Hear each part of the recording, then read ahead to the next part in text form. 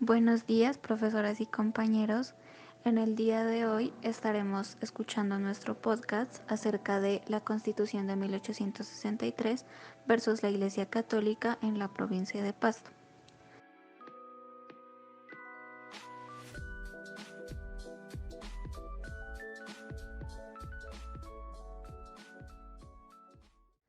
Entonces vamos a empezar con la historia de los partidos políticos colombianos. Como ya sabemos, los primeros siendo el liberal y el conservador.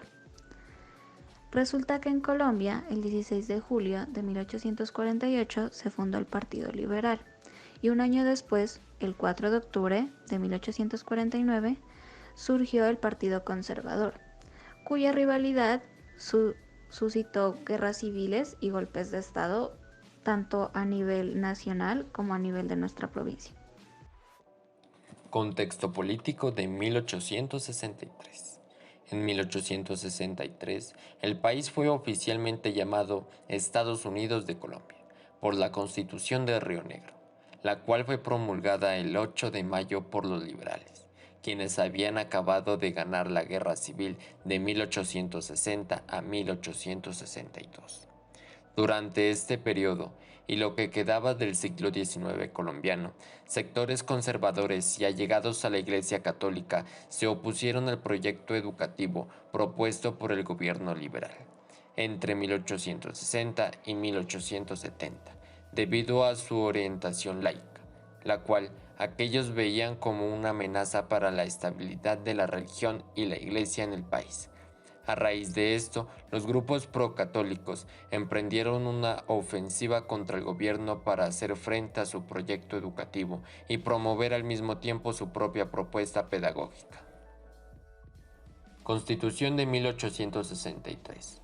En la promulgación de la Constitución en la Convención de Río Negro, reunida desde el mes de febrero de 1863 hasta el 8 de mayo del mismo año, fue evidente la naturaleza romántica, soñadora y futurista de cada uno de los capítulos y artículos que aportaban cambios fundamentales a la política nacional, a las instituciones civiles y eclesiásticas, convirtiéndose en un instrumento para ingresar al país en la órbita de las naciones capitales. Fue criticada fuertemente por su carácter ambiguo y descentralizador, donde cada estado debía regularse sin necesidad de un poder supremo. No existía una nación sino un conjunto de estados, muy diferentes entre sí y con grandes rivalidades.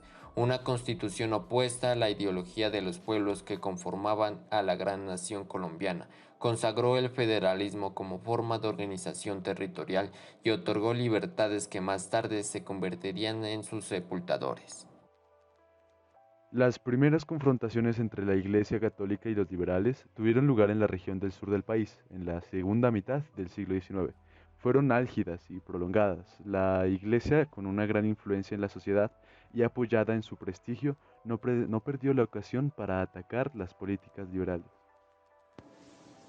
La Constitución de 1863 en Pasto. Para la provincia de Pasto, esta constitución exaltó la libertad de cultos en clara oposición con la cultura e identidad local. Los pastosos, fieles a sus preceptos y principios, al declarar su fe y amor a la Iglesia Católica, criticaron y desaprobaron rotundamente las libertades expuestas en la Constitución de Río Negro. Desarrollo de la oposición.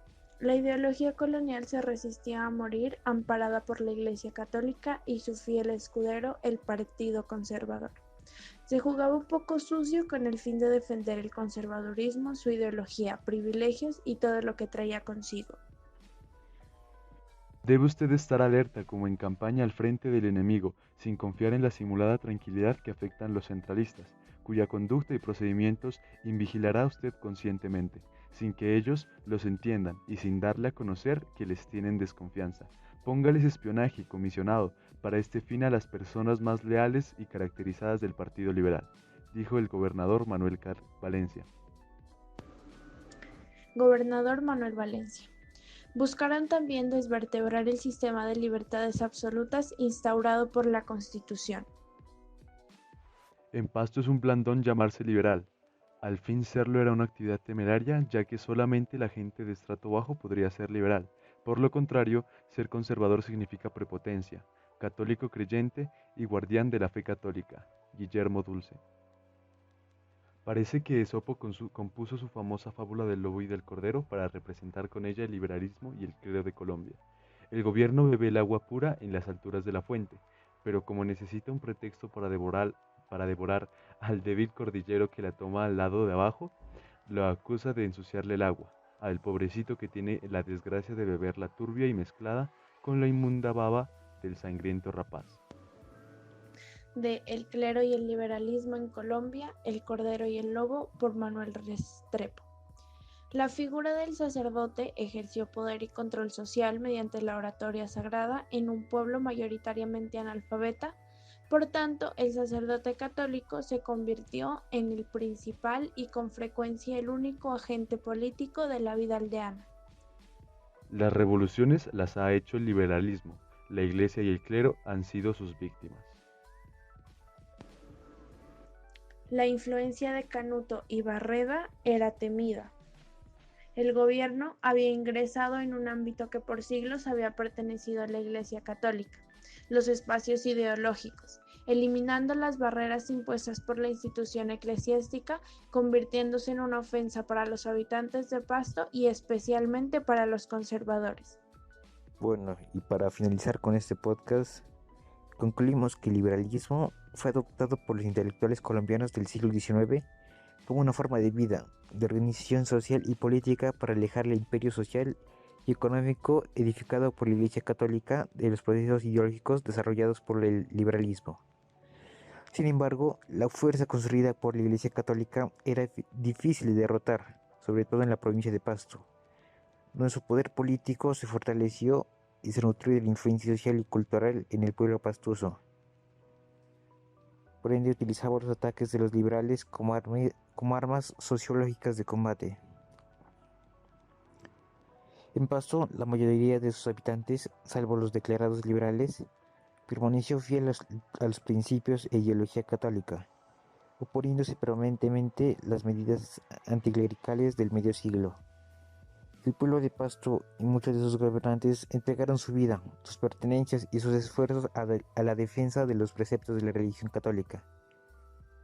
Manuel Canuto Restrepo, Manuel Barreda, José Francisco Saramairazo, Vicente Cárdenas, Manuel Guzmán, entre otros, fueron los principales representantes del conservatismo en nuestra provincia, a través de su cosmovisión y las sociedades católicas que impulsaron los conflictos ideológicos y religiosos, que enriquecen el estudio de esta época. El Partido Conservador, respetuoso de los preceptos católicos, encontró en la Iglesia Católica el mejor aliado para obstaculizar las medidas del radicalismo. Una de sus principales consignas fue la defensa de la propiedad privada, considerada por los eclesiásticos como un principio divino, que debía ser protegido por el catolicismo. Por su parte, los liberales Apolinar Mutis Gamba, Pedro Marcos de la Rosa y entre otros, representaron la ideología anticlerical del radicalismo e impulsaron la sociedad democrática para defenderse de los ataques del clero y de los conservadores.